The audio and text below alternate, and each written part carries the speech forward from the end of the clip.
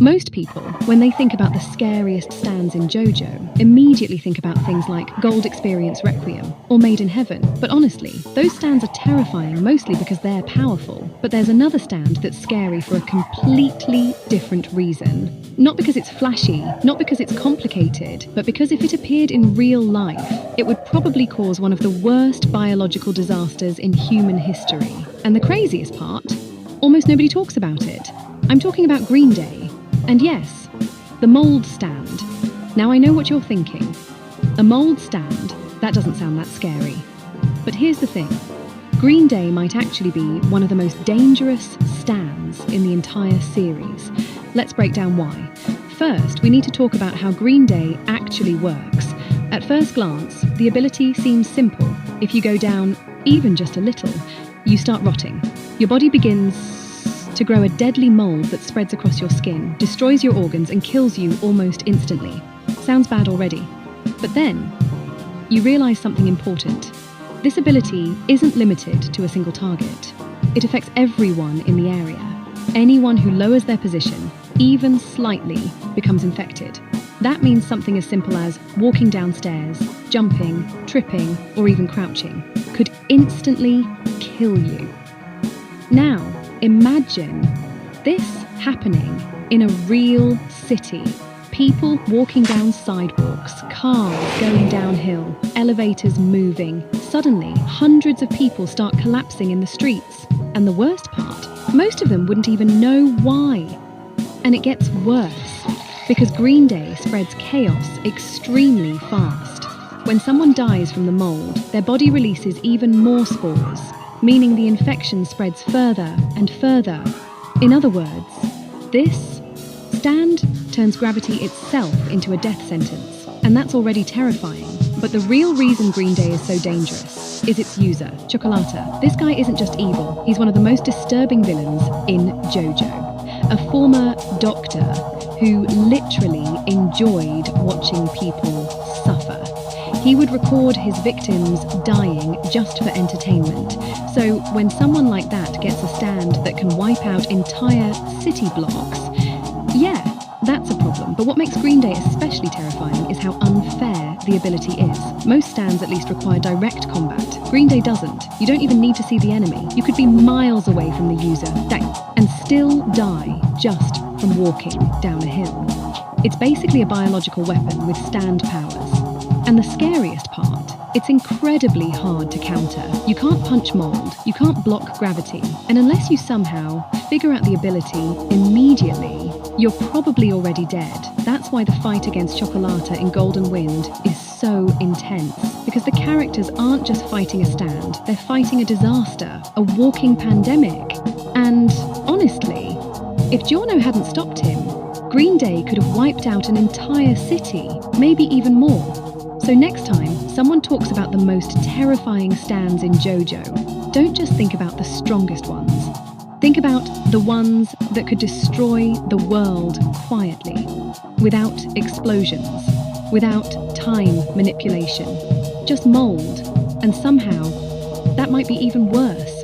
But there's something even more disturbing about Green Day. And it's not just the ability, it's what the ability represents. Because in JoJo, a stand is never random. A stand is a reflection of the user's soul, which means Green Day isn't just mold, it's philosophy. Think about the rule of the stand. If you go down, you rot. If you lower yourself, you die. At first it sounds like a simple mechanic, but symbolically it's brutal, because the ability literally punishes descent. Not just physical descent, but existential descent. Falling, decaying, returning to the ground. Green Day weaponizes one of the most fundamental truths of life.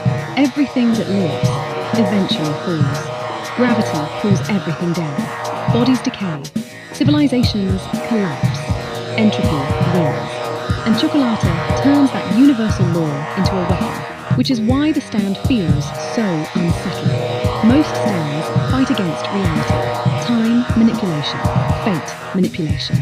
Reality rewriting. Green Day doesn't fight reality. It exaggerates it. It takes a natural process, decay, and accelerates it to its absolute extreme. You're not killed by a punch. You're killed by nature itself. And that's where the real horror appears. Because in that moment, the enemy isn't just Cioccolata. The enemy is gravity. The enemy is entropy. The enemy is the slow, inevitable collapse that every living thing is moving toward. That's what makes Green Day feel different. It doesn't feel like a superpower. It feels like the universe itself turning hostile. And maybe that's why it fits Cioccolata so perfectly. Because Cioccolata doesn't just enjoy violence. He enjoys watching life break down, watching hope disappear, watching the human body lose its fight against decay. He's fascinated by the moment where life loses control, where everything starts falling apart. So of course his stand reflects that. It turns the world into a stage where collapse is inevitable, where the only way to survive is to refuse to fall. And that's why the fight against him becomes symbolic. The heroes aren't just fighting a villain, they're fighting dissent itself, fighting decay, fighting the idea that everything must eventually rot. In a strange way, Green Day isn't just a stand, it's entropy given form, and defeating it becomes more than a battle. It becomes a rejection of collapse, a refusal to fall.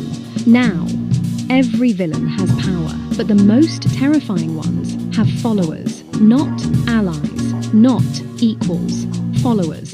And standing beside Cioccolata is someone who perfectly represents that idea. Secco. At first glance, he seems almost animalistic, crawling through the ground, speaking in broken bursts, laughing in strange ways. But that's exactly the point, because Secco isn't just a partner, he's devotion without morality. His stand oasis turns the earth into something soft, like mud, like flesh, a world where the ground itself becomes unstable, where nothing is solid anymore. And if you think about it, that perfectly mirrors the philosophy of Cioccolata, a man who believed the world should belong to those who can crush others beneath them. A man who found joy in watching people suffer. A man who unleashed Green Day, a power that spreads death the moment someone falls lower than another person. A hierarchy of suffering. And where does Secco exist in that hierarchy? At the very bottom. And he loves it there. Because Secco doesn't follow Cioccolata out of fear. He follows him because Cioccolata validated his existence. To Secco, Cioccolata isn't just a boss. He's almost a god. If stands reflect the soul, then Secco's soul is one that completely surrendered itself. He gave up independence. He gave up identity. He became a tool for someone else's cruelty. And that's why the battle against them feels so intense when Giorno and Bucciarati confront them, because they represent the opposite idea: loyalty with purpose, friendship with respect, a team that lifts each other up against a duo built on degradation. So when Secco fights, he isn't just protecting Cioccolata, he's protecting the only thing that ever gave him meaning. And that might be the darkest companionship in JoJo. Not two equals walking together, but one man happily living beneath another's shadow. And when you look at Cioccolata and Secco together, you start to see why this duo feels so disturbing. Because they don't just fight together, they represent the same idea from two different directions. Cioccolata stands at the top, a man obsessed with watching people fall, a man who believes the world is nothing more than a ladder of suffering. His stand spreads death to anyone who descends, anyone who becomes weaker, anyone who falls lower. And beneath him, there's Secco, someone who willingly lives at the bottom of that ladder, someone who crawls through the earth itself just to serve the man above him.